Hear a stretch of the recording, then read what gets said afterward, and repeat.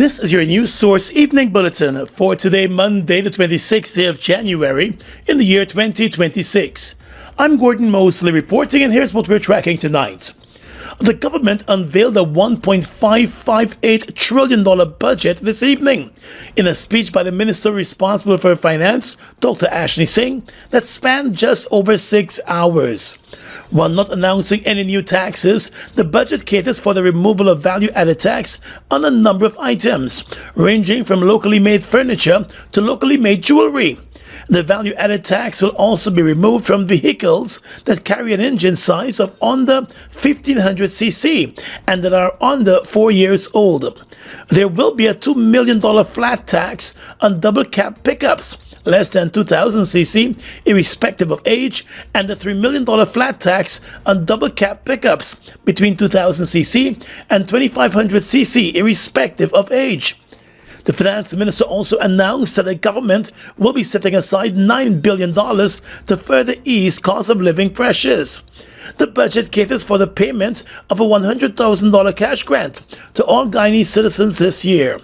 Additionally, the Because We Care cash grant for school children will be increased from $50,000 to $60,000 per child, with an additional $20,000 announced as a new transportation grant for the year.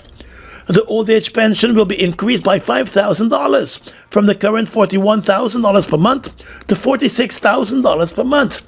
And public assistance will be increased by $3,000 from the current $22,000 to $25,000 per month. It was also announced that the government will remove the corporate taxes on companies that provide childcare and elderly care services. For workers, the income tax threshold will be increased to $140,000 from the current $130,000. I now wish to announce a further increase of the Because We Care cash grant from $50,000 per child, where it is, to $60,000 per child. I am pleased to announce that in keeping with our 2025 manifesto promise, we will be introducing this year an annual transportation support grant amounting to $20,000 per child and totaling $4.1 billion of additional disposable income to parents. Mr. Speaker, I now wish to announce a further increase of the income tax threshold from $130,000 per month to $140,000 per month, with effect from year of income 2026. The finance minister said this year's budget is firmly grounded in the PP Civics Manifesto, which was presented to the Guyanese people last year, and on the basis of which they scored a victory at the last elections. The theme of the budget was putting people first. The minister said that the 2026 budget is entirely and fundamentally about the Guyanese people, and at its core, throughout all of its policies, programs, projects, and initiatives, are choices aimed at ensuring the interests of the Guyanese people are protected and served.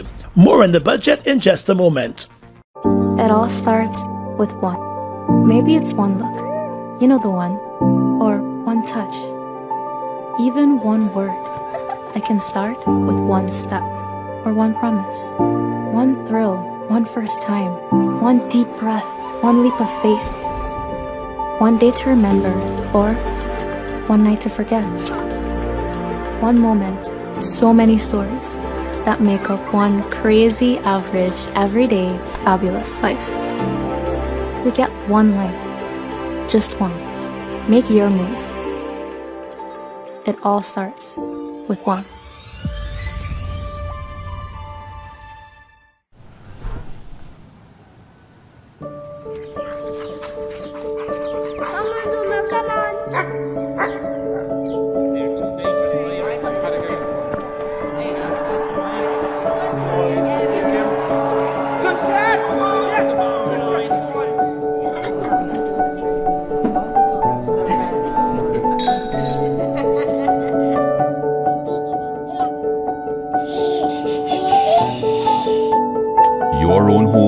so much more than just four walls, floors, and ceilings.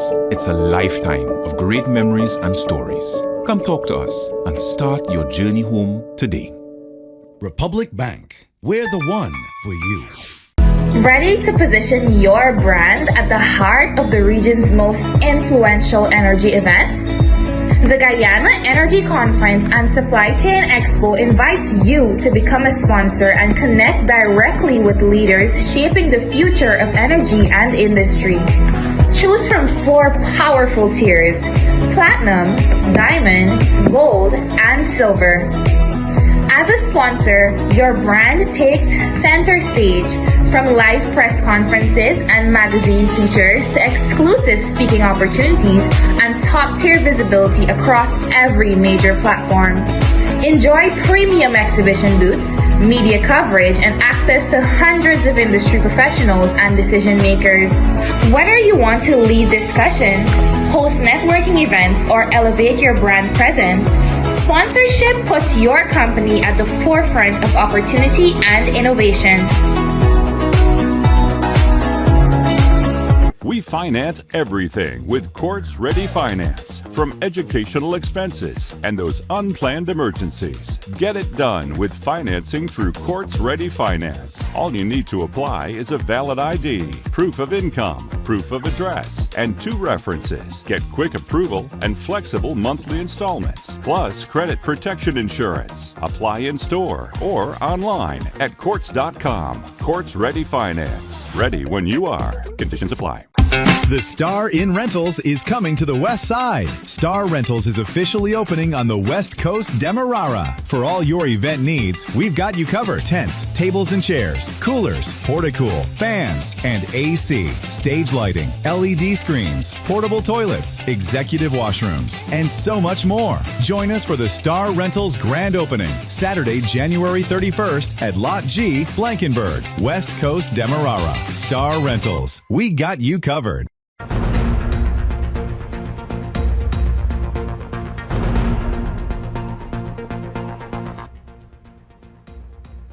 Before we get back to the budget, let's tell you that at a meeting that did not last for more than 10 minutes this morning, the leader of the Wind Party, Azruddin Mohamed, was elected unopposed as the opposition leader. Members of the opposition gathered at the Parliament buildings for the meeting and elections at 10 o'clock this morning.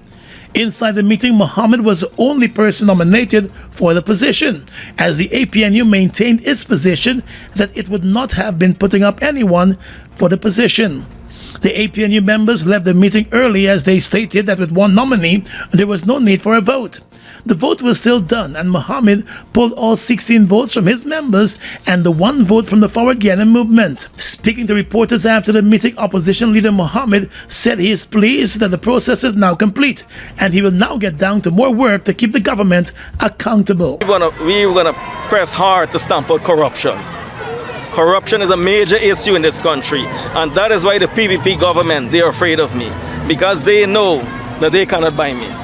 They know this. For too long, we got these 2 parties just dividing the nation. Our party is the only multi-ethnic party.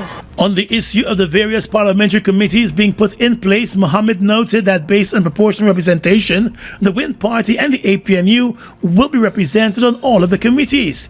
He, however, noted that his party will make space on some of the committees for Amanza Walton this year of the Forward Guyana movement. He thanked his supporters from across the country who have remained at his side. He noted that during the elections he was blocked from visiting a number of areas, but he is hopeful that he will be able to do so now as the leader of the opposition. Mohamed said his entry into politics is to represent the people of the country, and that is what he plans to do. I announced my candidacy because of the people of this country. I'm not here for the title or the ranks. The people asked me to run, and that is why I contest the elections. The people asked me. It's years now they asked me, and that is why I decided to. Mr. Mohamed said as opposition leader he intends to raise major issues of importance to the citizens and also keep the governing party's feet to the fire. He said the door is open to working along with the APNU, which is also in opposition. APNU parliamentary lead Dr. Terence Campbell said his party is open to working along with WIN on various parliamentary and opposition issues. We look forward to working with WIN, and we and hope that there'll be improvement in collaboration between us and WIN going forward. It has not been the best road so far, but we took the position not to nominate anyone, and we hope they see this as a signal, and we expect an improvement. And Dr. Campbell defended the APNU's position to leave the meeting once it became clear that there was only one nomination. We set our position on Friday. As long as there is only one nomination, there's no need for vote. There's no need for us to stay. Meanwhile, Forward Guyana Movement Member of Parliament Amanda Walton Desir said she has a constitutional duty to attend and cast a vote at the meeting of the opposition members. And that is exactly what she did. Understand that for a candidate to enter into elections, there are requirements. If a candidate meets those requirements and they're allowed to contest in an election and the people vote in a particular way, then who are we to ignore how the people have voted? Guyanese went to the polls in early September, with the new parliament being opened in early November. It took 3 months before the meeting of the opposition members was called by the speaker to elect the opposition leader. Well, moments after congratulating leader of the opposition Azruddin Mohamed on his election, the Speaker of the National Assembly, Nadir, threatened that he could be sent to the Privilege Committee over what he considers to be vile comments targeting him, the Speaker.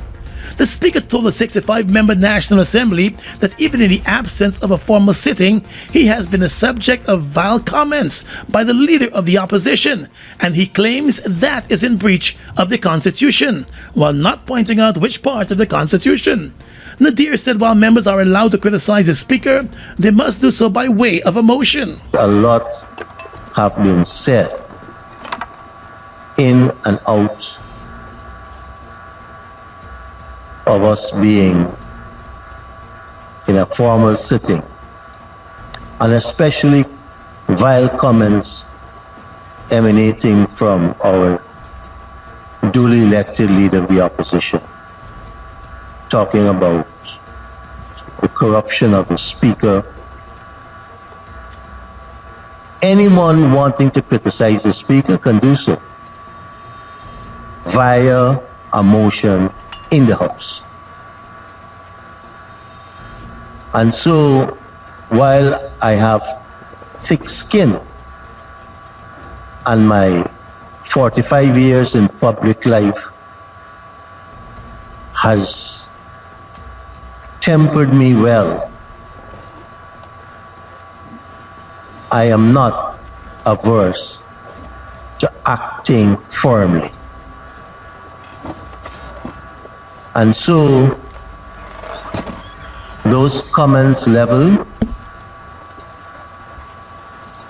at me by our leader of the opposition is still among the items which could possibly go to a privilege committee.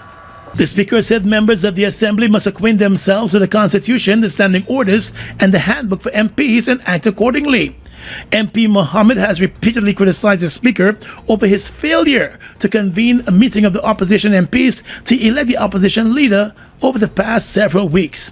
It took 3 months before that meeting was called, with the Speaker explaining that he, the Speaker, was concerned about Mohamed, who he called a fugitive, being elected to the office of the leader of the opposition. MP Mohamed has been sanctioned by the US and is currently facing an extradition hearing along with his father Nazar Mohamed on allegations of mail and wire fraud. The Speaker also informed the House of the official election of the opposition leader and stated that he has also informed the President that the office of the leader of the opposition has been filled.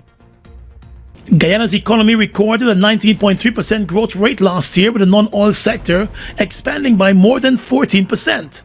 Delivering this year's national budget presentation under the theme Putting People First, the finance minister said despite a tough global environment which saw the decline of oil, rice and sugar prices, as well as a slump in prices of other export products, the country's overall economic growth remains stable. Our overall real economic growth continues to be supported by strong expansion in oil and gas activity, as well as sustained growth across the non-oil sectors of the economy. Growth in the non-oil economy in 2025 was driven largely by agriculture, mining, construction, and services. According to the finance minister, the agriculture, forestry, and fishing sectors grew by 11.5% last year, while the sugar growing subsector, despite its many challenges, expanded by 26%, having produced 59,600 tons of sugar. For sugar, Dr. Singh said production was hampered by heavy rainfall and labor shortages, including low employee turnout. As it relates to rice, the Minister of Finance noted that despite the challenges in that sector, the rice subsector grew by 15.7% in 2025, with 810,299 tons of rice produced. The forestry sector also recorded a 2.7% growth rate, while the livestock industry saw growth of 12.5%, while the fishing subsector expanded by 6.5%.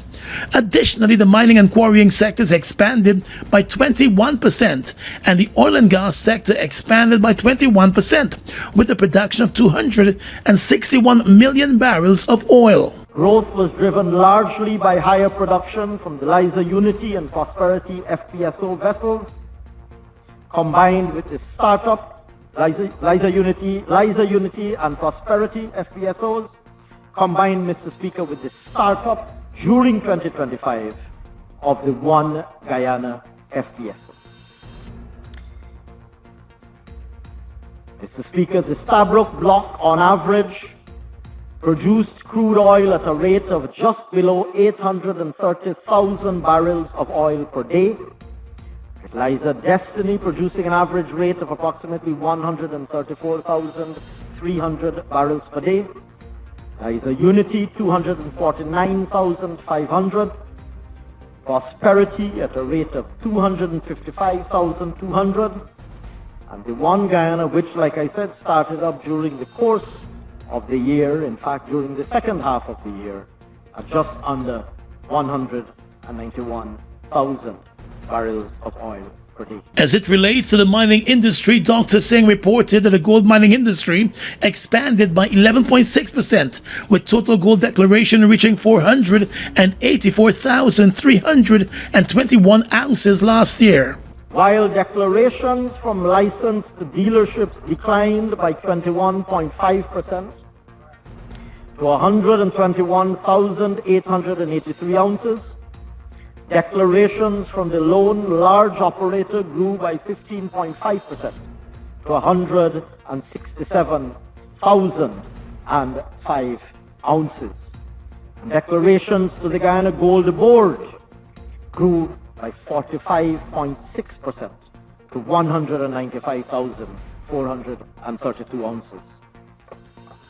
Importantly, Mr. Speaker, improved gold declarations have been supported by a tougher compliance and enforcement environment in the sector. Additionally, the bauxite mining industry grew by 53.4% last year, with 3.9 million tons of bauxite produced, while the stone and manganese sectors recorded strong growth, with an estimated 28.9% growth last year.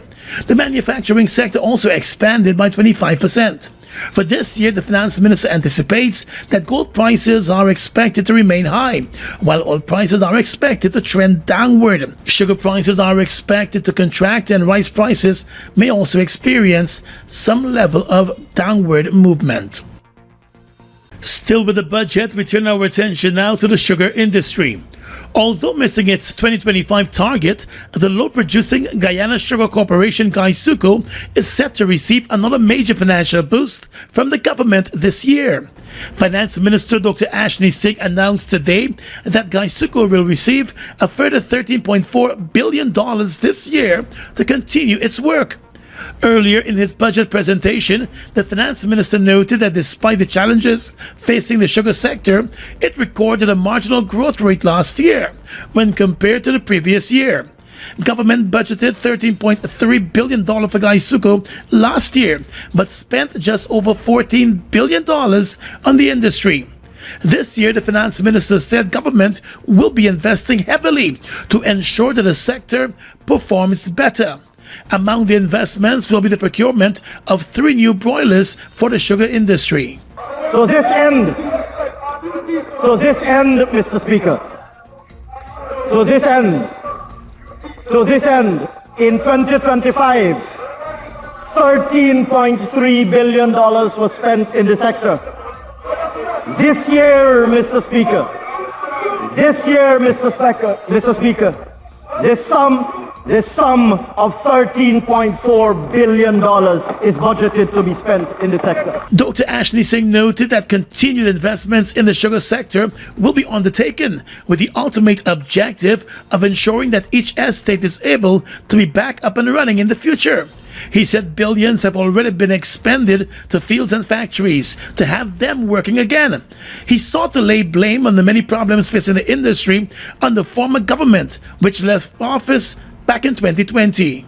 Over the next 5 years, our objective is to continue mechanization of field operations through land conversion, improve mechanical planting and harvesting, modernize factories and improve factory operations, promote high-yielding and high-value cane varieties, investing in value-added production, including with private sector participation, and improving worker, union, and management relations, while, of course, transitioning workers to higher skilled roles. Ultimately, Dr. Singh said the strategy is to effectively transform and diversify Gaisuco into an agro-industrial hub for rural economic development.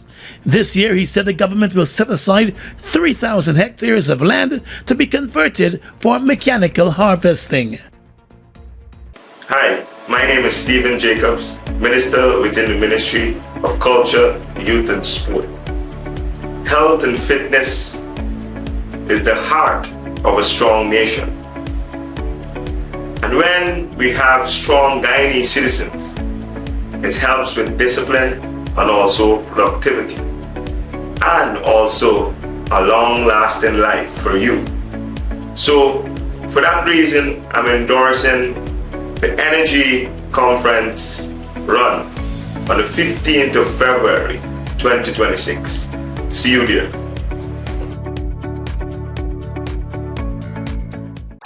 The Star in Rentals is coming to the West Side. Star Rentals is officially opening on the West Coast Demerara. For all your event needs, we've got you covered. Tents, tables and chairs, coolers, porta-cool, fans, and AC, stage lighting, LED screens, portable toilets, executive washrooms, and so much more. Join us for the Star Rentals grand opening, Saturday, January 31st at Lot G, Blankenburg, West Coast Demerara. Star Rentals, we got you covered.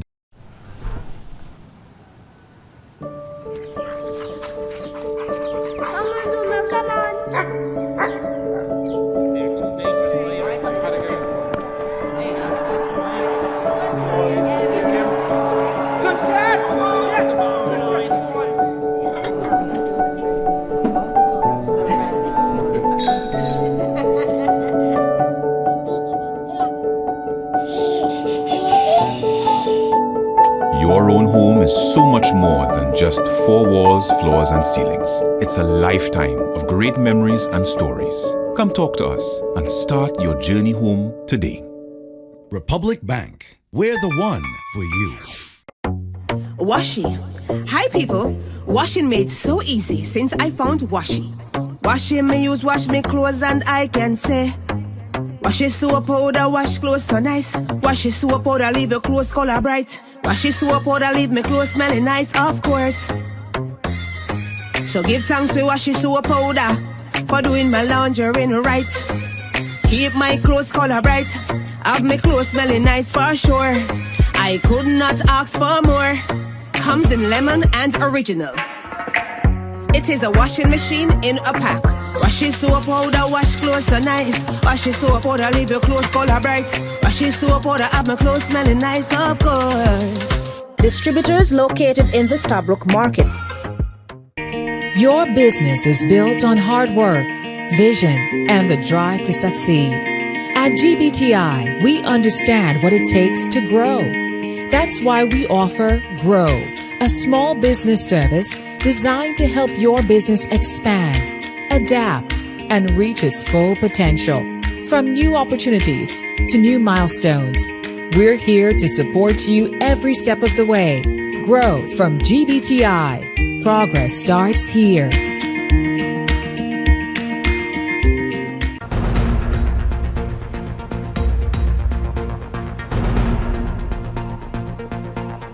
Now to the oil fund. Guyana's Natural Resource Fund had a balance of $3.2 billion at the end of 2025. The senior minister with responsibility for finance, Dr. Ashley Singh, disclosed today during his budget presentation.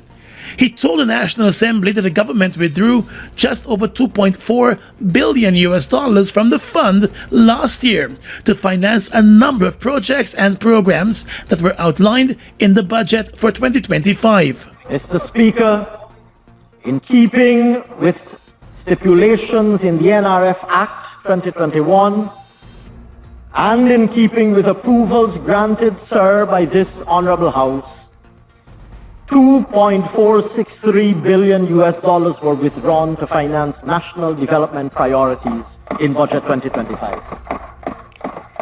At the end of 2025, Mr. Speaker, the balance in the NRF, inclusive of interest income and net of withdrawals made, stood at $3.25 billion. It was further explained that in 2025 there were 260 lifts of crude oil from Guyana's 4 producing FPSOs, inclusive of a combined inaugural lift from the one Guyana FPSO. There were 6 lifts executed from Liza Destiny for government, 8 from Liza Unity, and 12 from Prosperity, along with 3 from the one Guyana FPSO, a total of 32 lifts for the government of Guyana in 2025. The profit oil payments received in 2025 correspond to 2 lifts that occurred in the final quarter of 2024, 29 of the government lifts that occurred in 2025, and government's share from the inaugural lift from the one Guyana FPSO. The finance minister said in 2025 the fund received $2.1 billion in profit oil, comprising of $400.1 million from the Liza Destiny, $767.7 million from the Liza Unity, $824.4 million from Prosperity, and $133.6 million from the one Guyana FPSO. Additionally, royalty payments amounted to $330.7 million, which was received from the Stabroek Block operators. It was noted that petroleum revenue receipts for 2025 also included a $15 million signing bonus from a new production sharing agreement, which was signed on the 11th of November with a consortium for the shallow water block S4 offshore Guyana. It was disclosed today during the budget presentation that in less than 1 month, the government expended $18.8 billion from the country's emergency fund. According to Financial Paper Number 2 of 2025, which was presented to the National Assembly today by the Finance Minister, Dr. Ashley Singh, the government withdrew a total of $18.821 billion from the Contingency Fund between the 18th of November and the 16th of December 2025. Of that amount, $7.4 billion was in current expenditures, while the remaining $11.3 billion was in capital expenditure.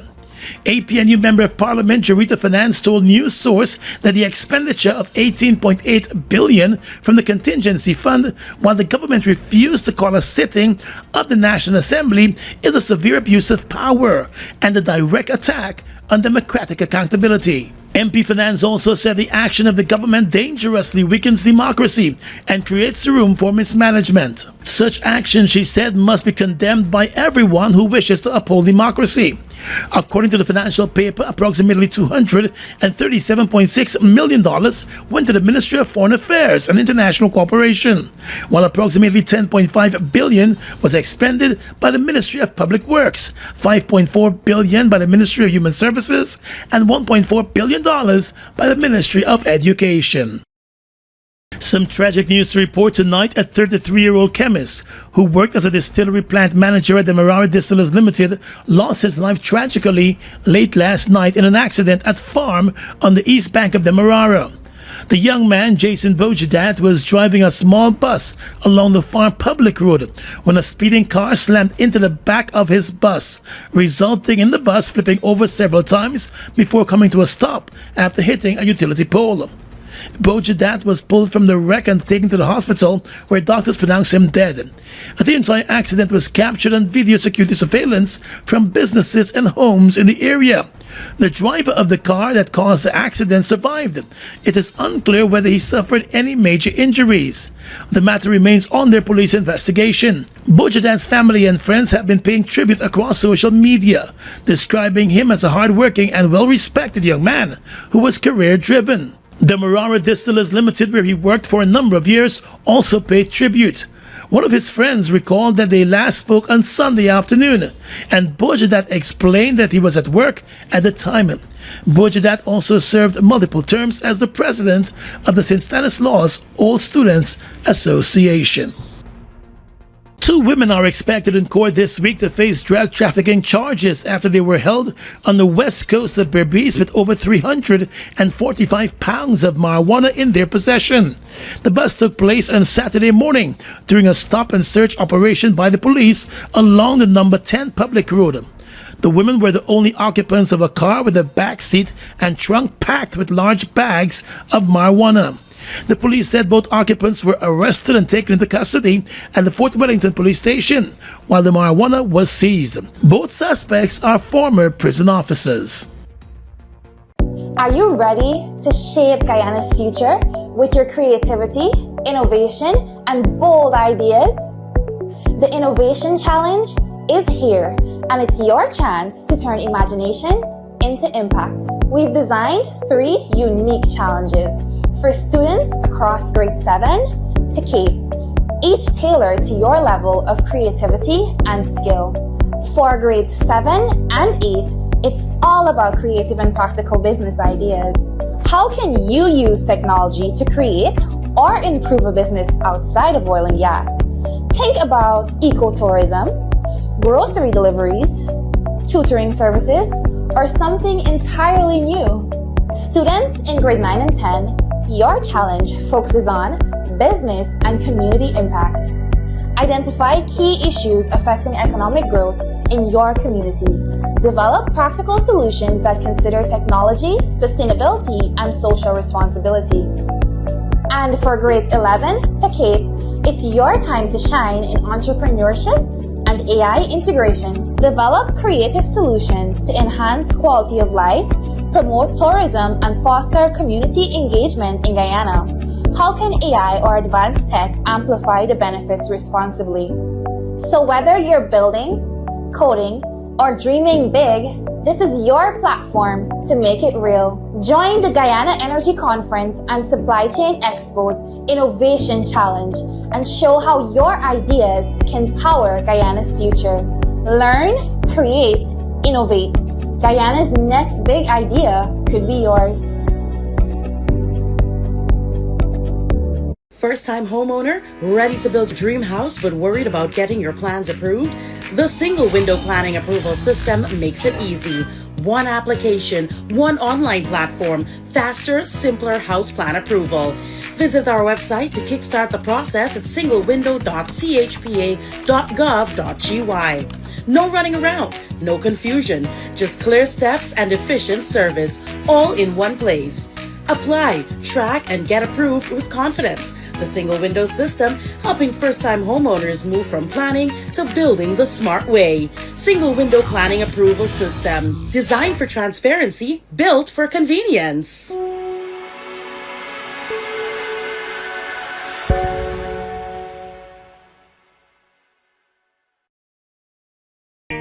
Your business is built on hard work, vision, and the drive to succeed.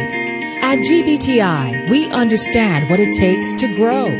That's why we offer Grow, a small business service designed to help your business expand, adapt, and reach its full potential.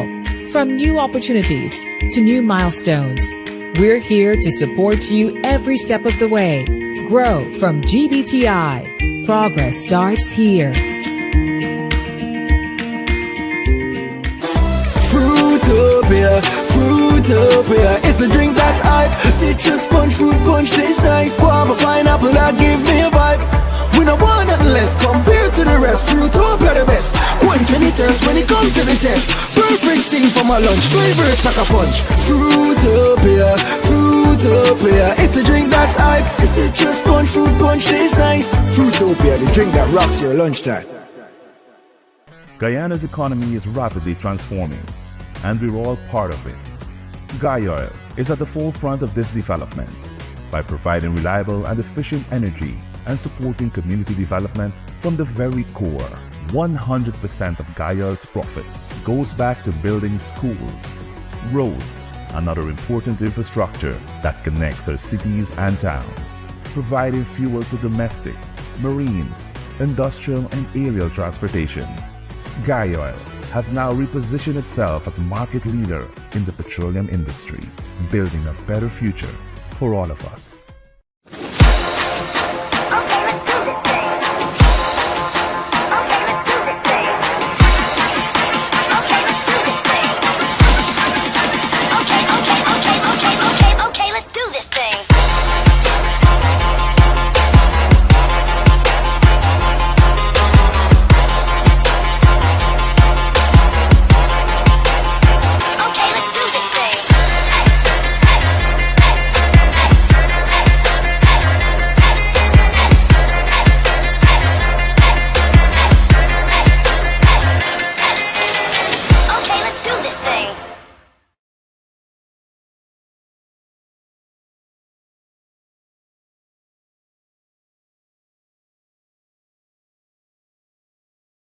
With your regional and international news tonight, I am Svetlana Marshall in the region.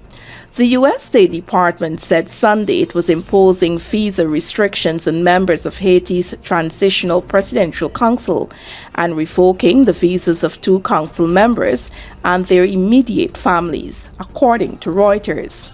In a statement, the State Department attributed the visa restrictions to council members' alleged involvement in the operation of gangs and other criminal organizations in Haiti, including through interference with the government of Haiti's efforts to counter gangs designated as foreign terrorist organizations by the United States. The statement did not identify any council members by name.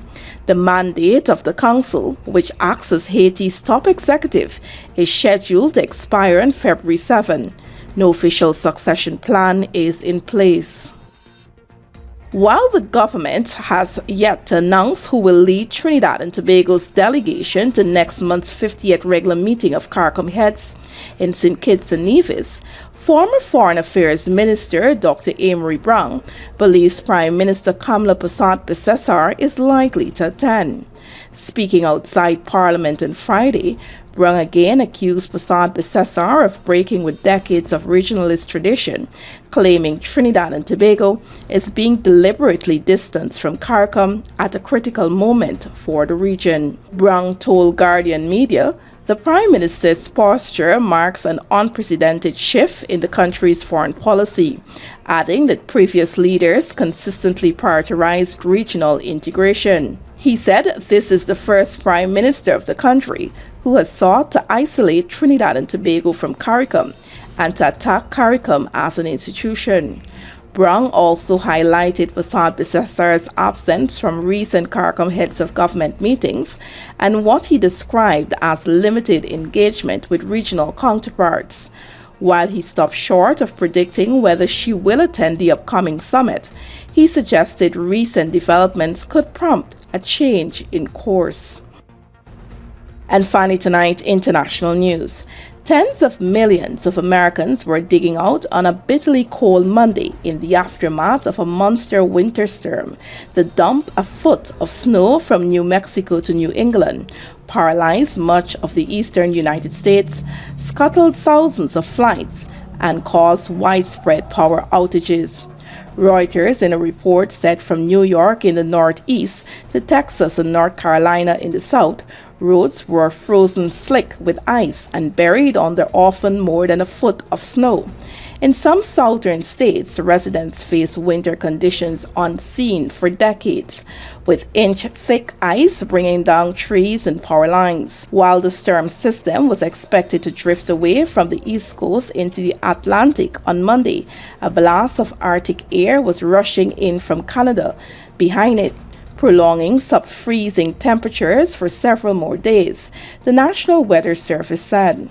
Almost 200 million Americans are under some form of extreme cold alert, from along the Canadian border to the Gulf of Mexico, forecasters said. And that's your News Source Evening Bulletin for tonight.